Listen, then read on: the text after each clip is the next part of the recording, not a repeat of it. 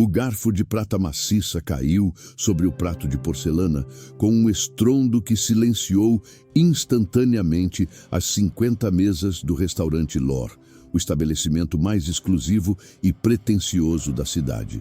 Dr. Augusto Bittencourt, o bilionário investidor conhecido por seu paladar implacável e por ter destruído a carreira de chefes famosos com apenas uma crítica, estava com os olhos marejados, fixos no resto de molho dourado que brilhava em seu prato. Ele não estava engasgado, nem enojado. Ele estava em estado de choque. Diante dele, o chefe executivo Pierre Dubois, um homem branco de dolma imaculada e ego inflado, sorria nervosamente, esperando o elogio que consagraria sua carreira. Magnífico, não é, doutor? Uma criação minha, inspirada nas minhas viagens pela Bahia, com um toque de técnica francesa, começou Pierre, estufando o peito. Mas Augusto levantou uma mão trêmula, interrompendo o discurso ensaiado. O bilionário limpou a boca com o guardanapo de linho, respirou fundo e, com uma voz que tremeu de emoção contida, fez a pergunta que gelou o sangue do chefe. Quem fez este prato, Pierre? E não minta para mim. Porque se você disser que foi você, eu compro este prédio agora mesmo só para te demitir e fechar as portas para sempre. Pierre empalideceu. Ele olhou para a porta batente da cozinha. Ele sabia que a verdadeira autora daquela obra-prima não era francesa, não tinha diploma da Le Cordon Bleu e, pior, estava proibida de ser vista pelos clientes. Jandira, a copeira e garçonete negra que Pierre mantinha nos fundos lavando pratos e consertando seus erros culinários em segredo, estava lá atrás, escondida, sem saber que o sabor daquela moqueca tinha acabado de destrancar uma memória de 40 anos na mente do homem mais poderoso do país. Augusto não estava apenas provando um tempero, ele estava provando um fantasma. E ele não sairia daquela cadeira até que as mãos que prepararam aquele milagre fossem reveladas, custasse o que custasse. A invisibilidade é uma forma de violência que não deixa hematomas na pele, mas esmaga a alma. Jandira conhecia essa violência intimamente. Há 5 anos, ela trabalhava no L'Or. Oficialmente, sua carteira de trabalho dizia auxiliar de limpeza. Na prática, ela era a alma da cozinha. Pierre, o chefe premiado, era um administrador medíocre com um paladar estragado pelo excesso de técnica e falta de coração. Quando os pratos voltavam, era Jandira quem, com um punhado de ervas e uma intuição ancestral, salvava o jantar. Ela cozinhava com a memória de sua avó, com o dendê que corria em suas veias, com a história de seu povo. Mas Pierre tinha uma regra clara. Lugar de gente como você é na pia ou servindo água. A frente é para quem tem a imagem do restaurante. Jandira engolia o choro e a humilhação porque precisava pagar a faculdade de direito do filho. Ela aceitava ser a sombra para que ele pudesse ser luz. Mas naquela noite, a sombra estava prestes a engolir o dono da luz. O prato que foi para a mesa 1 não era apenas comida, era uma mensagem em uma garrafa jogada no mar do destino. Augusto Bittencourt, o homem que todos temiam, procurava aquele sabor específico há décadas. Um sabor que ele achava que tinha morrido em um incêndio no passado. A colisão entre a mentira de Pierre, a verdade de Jandira e a memória de Augusto estava prestes a criar uma explosão que mudaria a vida de todos.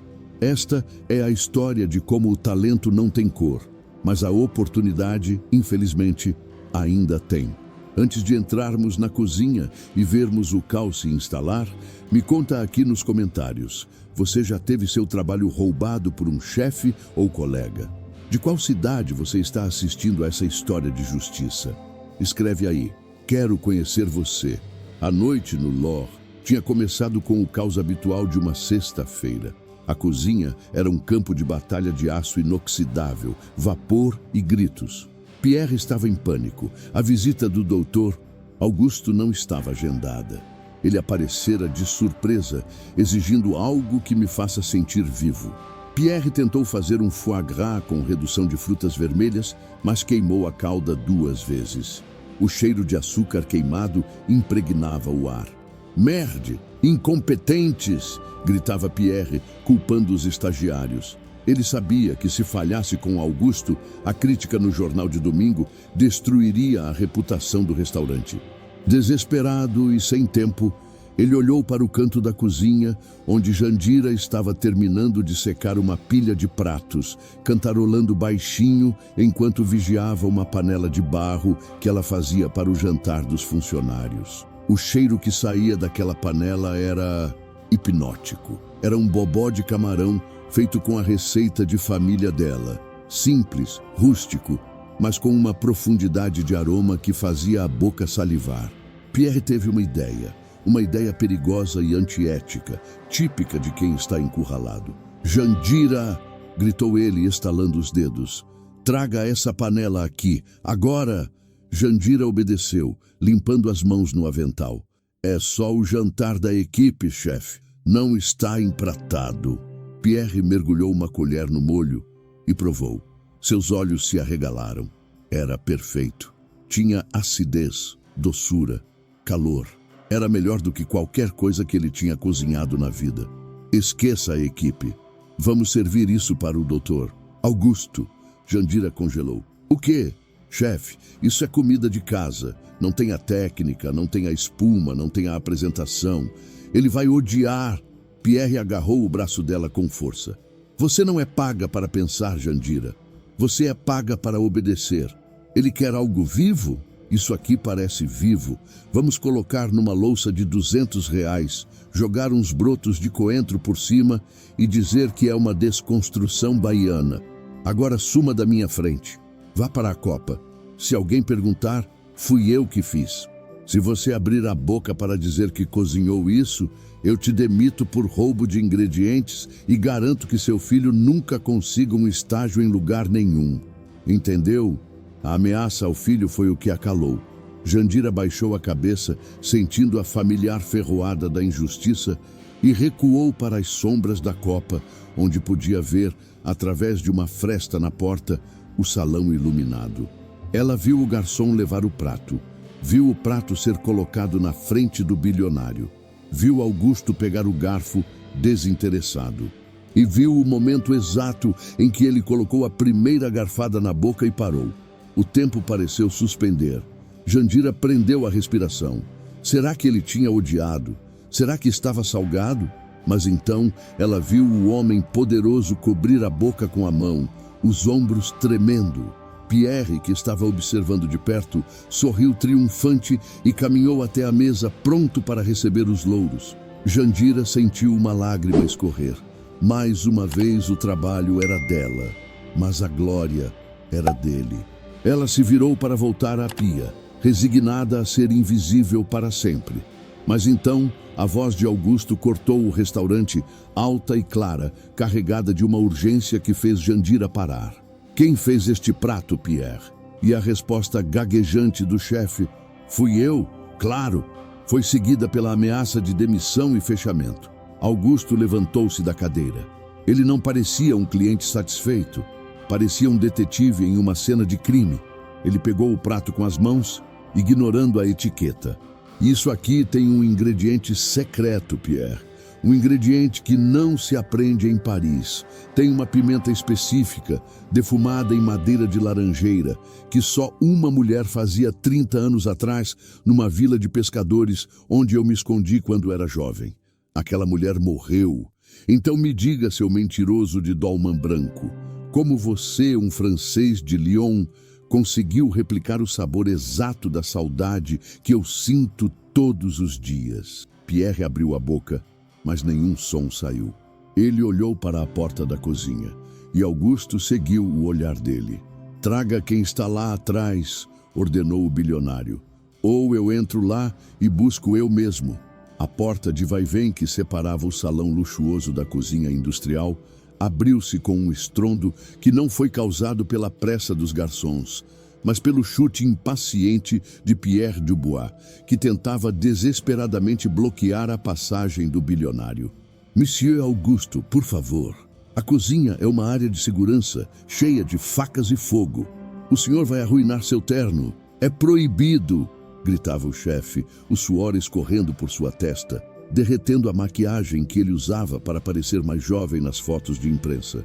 Mas Augusto Bittencourt não chegou aonde chegou, obedecendo a placas de proibido. Ele empurrou Pierre para o lado com o ombro, com uma força surpreendente para um homem de sua idade, e entrou no santuário de aço inoxidável. O barulho das panelas parou instantaneamente. O vapor das fritadeiras subia em silêncio. 20 cozinheiros, ajudantes e estagiários congelaram, olhando para o homem que podia comprar e vender suas vidas antes do café da manhã. Augusto não olhou para as estações de mise en place organizadas, nem para os fornos alemães de última geração. Seus olhos varreram o ambiente até encontrar o fundo, a área da pia, onde a iluminação era mais fraca e o calor mais intenso. Lá encolhida, atrás de uma torre de pratos sujos, secando as mãos nervosamente em um pano encardido, estava Jandira. Ela não ousava levantar os olhos. O medo de perder o emprego, o medo de falhar com o filho, o medo da autoridade daquele homem branco e rico, tudo isso formava uma corrente que a prendia ao chão. Pierre correu para se colocar entre Augusto e Jandira, tentando uma última manobra de contenção de danos. Doutor, essa mulher é apenas a lavadora de pratos. Ela tem problemas mentais, inventa histórias. Eu permiti que ela temperasse o prato sob minha supervisão estrita, mas a receita é minha. Ela não sabe distinguir um confite de uma carne de sol. Augusto parou a centímetros do rosto de Pierre. O cheiro de medo que emanava do chefe era mais forte que o aroma de alho. Saia da minha frente, Pierre, disse Augusto com uma voz baixa e letal. Se você abrir a boca mais uma vez para mentir, eu juro que vou garantir que a única coisa que você cozinhe pelo resto da vida seja a comida da prisão por fraude ao consumidor. Pierre, tremendo, deu um passo para o lado, derrotado momentaneamente, mas com o olhar fuzilando Jandira, prometendo vingança silenciosa. Augusto caminhou até a pia. O contraste era gritante. O terno de $10.000 dele contra o avental molhado e manchado dela. Ele não sentia nojo. Ele sentia uma reverência assustadora. Olhe para mim, pediu Augusto, suavemente. Jandira levantou o rosto. Seus olhos negros, grandes e amendoados, encontraram os dele. Augusto sentiu um choque elétrico percorrer sua espinha. Aqueles olhos. Ele conhecia aqueles olhos. Foi você? Ele perguntou. Foi você quem fez o bobó que serviram na mesa 1? Jandira abriu a boca para negar, lembrando-se da ameaça de Pierre sobre o filho. Mas então ela olhou para a panela de barro ainda fumegante no fogão ao lado. A comida não mente. A comida é verdade. Ela não podia negar a sua arte, a herança de sua avó. Fui eu, senhor. Ela sussurrou, a voz trêmula. Mas eu não queria ofender. O chefe Pierre mandou. Ele disse que o senhor queria algo vivo. Eu só fiz o que minha mãe me ensinou. Augusto segurou a borda da pia de metal para se apoiar. Sua mãe, ele repetiu, a palavra saindo como uma oração. Me diga, minha filha. O ingrediente secreto, aquele gosto de fumaça doce no final. O que é aquilo? Pierre, no fundo da cozinha, bufou. É páprica defumada, doutor. Qualquer um sabe usar. Cale a boca, rugiu Augusto sem se virar. Ele voltou a olhar para Jandira. Diga-me. Jandira endireitou a postura. Falar de sua cozinha lhe dava uma força que ela não sabia que tinha. Não é páprica, senhor. É pimenta de cheiro, mas não qualquer uma. Minha mãe colhia as pimentas verdes e as deixava defumando por 3 dias na fumaça de galhos de laranjeira e casca de canela. É uma técnica antiga da nossa vila, para conservar a pimenta quando a colheita era grande e o dinheiro era curto. Augusto fechou os olhos e uma lágrima solitária escapou, correndo por entre as rugas de seu rosto severo. Laranjeira e canela, o cheiro do cabelo dela. O cheiro das tardes de domingo em Itacaré, 40 anos atrás, quando ele era apenas um jovem estudante de economia, fugindo da pressão do pai, e se apaixonou pela filha da cozinheira da pousada. Ele se lembrava de vê-la defumando as pimentas, rindo com as mãos sujas de fuligem, dizendo que aquele era o tempero do amor, porque demorava tempo e paciência. Benedita, ele sussurrou o nome. Jandira deu um passo para trás, chocada, derrubando um prato que se espatifou no chão. Como o senhor sabe o nome da minha mãe? O som do prato quebrado quebrou o transe. Pierre, vendo a vulnerabilidade de Jandira e o choque do bilionário, viu uma brecha para retomar o controle através do caos. "Olha o que você fez!" gritou o chefe, avançando. "Quebrou a louça! Você é um desastre, Jandira! Está demitida! Saia da minha cozinha agora e leve suas histórias de pimenta e sua mãe roceira com você. O Dr. Augusto não veio aqui para ouvir contos de fadas de favela." Ele agarrou o braço de Jandira com violência, tentando arrastá-la para a porta dos fundos. "Saia antes que eu chame a polícia e diga que você tentou envenenar o cliente." A violência física foi o estopim. Augusto não gritou. Ele agiu. Com um movimento rápido de sua bengala de ébano, ele golpeou o braço de Pierre, forçando-o a soltar Jandira com um grito de dor. "Ninguém demite ninguém aqui exceto eu", disse Augusto, a voz tremendo de fúria. Ele se virou para a brigada de cozinha, que assistia a tudo boquiaberta. "Vocês acham que eu venho aqui pela comida desse francês de Araque? Eu venho aqui buscando algo real. E hoje, pela primeira vez em anos, eu encontrei." Ele olhou para Pierre, que massageava o braço. "Você chamou a mãe dela de roceira. Você desprezou a técnica dela. Você roubou o trabalho dela. Pierre, você não é um chefe. Você é um ladrão de almas." Augusto tirou o celular do bolso. "Estou ligando para o dono do prédio. Acontece que o contrato de aluguel do LOR vence mês que vem. E eu acabei de decidir que não vou renovar para você. Vou comprar o ponto." Pierre empalideceu. O senhor não pode fazer isso. Minha carreira, meus prêmios. Seus prêmios são baseados no suor de pessoas como ela." Apontou Augusto para Jandira. "Acabou, Pierre. Pegue suas facas e saia. Agora." Enquanto o chefe, humilhado e destruído, saía da cozinha sob os olhares de desprezo de sua própria equipe, Augusto voltou-se para Jandira. Ela estava chorando, assustada com a reviravolta, sem entender por que aquele homem poderoso defendia a memória de sua mãe com tanta veemência. "Senhor", ela soluçou, "minha mãe, a dona Benedita, ela morreu há 10 anos. Ela nunca saiu da Bahia. Como o senhor a conheceu?" Augusto olhou para Jandira. Ele procurou nela os traços da mulher que amou. O sorriso, o formato do rosto, e viu a mesma força, a mesma beleza, mas viu algo mais. Viu a idade dela. Jandira devia ter uns 30 e poucos anos, quase 40. As contas batiam. O coração de Augusto começou a bater descompassado, uma arritmia de esperança e terror. Ele tinha deixado Benedita grávida, ela nunca lhe contara. Ele foi embora, prometendo voltar, mas a vida, o dinheiro e as obrigações o engoliram. Ele mandou cartas que nunca foram respondidas. Achou que ela o tinha esquecido. Mas e se ela tivesse guardado o segredo? "Jandira", perguntou Augusto, a voz falhando, sentindo que a resposta poderia matá-lo ou salvá-lo. Sua mãe, ela falava de um homem chamado Guto, que prometeu voltar para buscar as pimentas. Jandira arregalou os olhos. A cor fugiu de seu rosto. Ela levou a mão ao pescoço, onde usava uma correntinha velha de ouro, escondida sob o uniforme. Ela puxou o pingente para fora. Era um anel masculino de formatura, com uma pedra azul e uma inscrição interna. "Ela me deu isso antes de morrer", disse Jandira tremendo. "Disse que era do meu pai, um homem rico que se perdeu no mundo. Ela disse que se um dia eu encontrasse alguém que conhecesse o cheiro da laranjeira queimada, eu devia entregar isso." Augusto pegou o anel. Era o dele.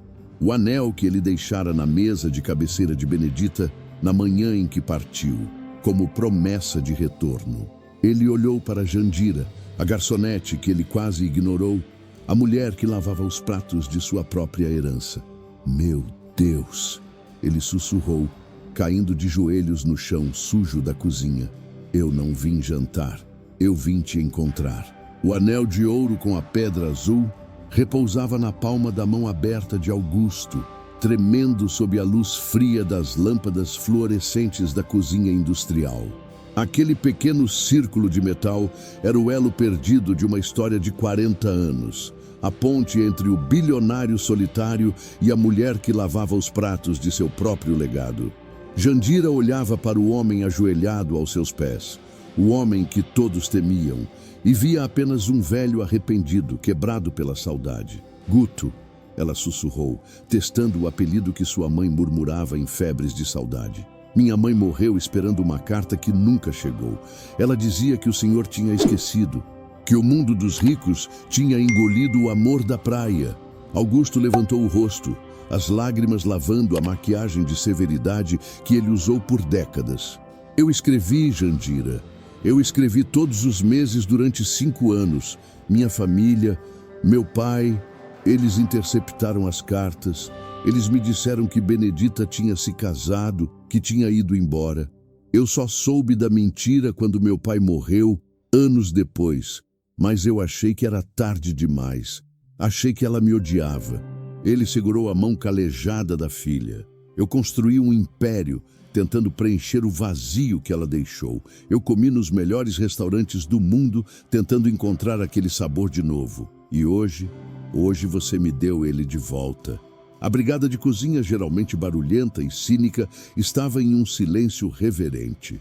Alguns enxugavam lágrimas discretas. Pierre, que ainda estava na porta dos fundos recolhendo suas facas com raiva, parou para olhar. Ele viu a conexão, a verdade inegável da biologia e do destino, e percebeu que sua derrota era total. Ele não tinha apenas perdido um emprego, tinha perdido para uma força da natureza. Ele saiu para o beco escuro, desaparecendo na noite, levando consigo sua arrogância e deixando para trás o espaço para algo novo crescer. Augusto se levantou, ajudado por Jandira. Ele não soltou a mão dela. Jandira, eu não posso devolver os anos que perdi. Não posso trazer a Benedita de volta. Mas eu posso te dar o que é seu por direito. Não como esmola, mas como herança. Ele olhou ao redor da cozinha. Este restaurante, este prédio, é seu. Faço a transferência amanhã, mas com uma condição. Jandira, ainda atordoada, perguntou. Que condição? Augusto sorriu, um sorriso que lembrava o jovem Guto da Bahia. Que você tire esse avental de limpeza, que você vista a dolman de chefe executiva e que o nome na fachada mude. Chega de lor, ouro é frio, eu quero calor. A transição não foi apenas uma mudança de gestão, foi uma revolução cultural. No dia seguinte, Augusto convocou os melhores advogados da cidade para formalizar o reconhecimento de paternidade e a transferência de bens. Mas a verdadeira mudança aconteceu na cozinha. Jandira, inicialmente insegura, assumiu o comando. Ela não gritava como Pierre, ela ensinava. Ela trouxe as receitas da mãe, os ingredientes nativos, o respeito pelo tempo de cozimento. 6 meses depois, o restaurante reabriu. A placa dourada pretensiosa foi substituída por uma de madeira rústica e elegante. Benedita Co. A fila na porta dobrava o quarteirão. Não eram apenas os ricos curiosos, eram pessoas que buscavam comida de verdade. E lá dentro, na mesa 1, a mesa cativa, estava Augusto. Ele jantava lá todas as noites. Não sozinho, mas acompanhado de um jovem rapaz de óculos, tímido e inteligente. Lucas, o filho de Jandira, seu neto, que agora tinha a faculdade de Direito paga, e um avô que lhe contava histórias sobre pescaria e mercado financeiro. Na noite da crítica oficial do jornal, o mesmo crítico que Pierre temia entrou no restaurante. Ele provou a moqueca, o bobó, a cocada mole. Ele não escreveu sobre técnicas francesas ou espumas. Ele escreveu: hoje provei a saudade. O Benedita Co. Não serve comida, serve memória. A chefe Jandira não cozinha para impressionar, cozinha para abraçar.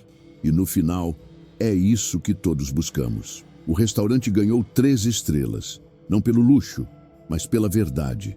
Certa noite, após o serviço, Jandira saiu da cozinha, vestindo sua dolman branca com o nome Chef Jandira Bittencourt bordado no peito. Ela sentou-se à mesa com Augusto e Lucas. O restaurante estava vazio, apenas o som suave de uma bossa nova ao fundo. Augusto olhou para a filha. Ela tinha a postura da mãe, a força da mãe. "Você me perdoa?" ele perguntou pela 1000ª vez. Jandira pegou a mão do pai e colocou sobre a dela, onde o anel azul brilhava. "Pai", ela disse, a palavra soando natural agora. "A pimenta precisa queimar para dar sabor. A vida da gente queimou, mas olha o banquete que a gente serviu." Ela sorriu. "A mãe não queria que você sofresse. Ela queria que você voltasse. E você voltou. Pelo paladar, mas voltou." Augusto sorriu, em paz. Ele olhou para a cozinha, onde a luz estava apagada, e imaginou por um segundo ver a silhueta de Benedita sorrindo entre as panelas. Ele sabia que nunca mais seria o homem solitário do topo da torre. Ele agora era apenas o pai da chefe, o avô do advogado, o homem que teve a sorte de provar o amor 2 vezes na vida. E enquanto brindavam com um vinho simples, Augusto percebeu que a maior fortuna que ele possuía não estava nos bancos, mas ali, naquela mesa, temperada com dendê, lágrimas e o doce sabor do reencontro. Pierre Dubois nunca mais foi visto em cozinhas de alta gastronomia. Rumores diziam que ele trabalhava em uma lanchonete de fast food, onde a comida vinha pronta e congelada, o único lugar onde sua falta de alma não fazia diferença. Mas no Benedita & Co, o fogo estava sempre aceso e a porta sempre aberta para quem tivesse fome de vida.